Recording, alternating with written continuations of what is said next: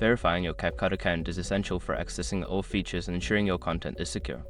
Follow these steps to complete the verification process. Step 1. Open CapCut app. Launch the CapCut app on your device. Make sure you are logged into your account to start the verification process.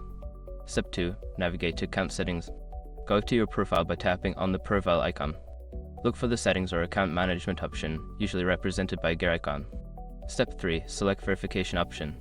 In account settings, find the option for account verification. This may be labeled as verify account or similar. Step 4. Provide required information. Follow the prompts to enter the necessary information for verification. This may include your email address, phone number, or other identifying details. Step 5. Confirm verification. After submitting your information, check your email or phone for a verification code. Enter this code in the app to complete the verification process.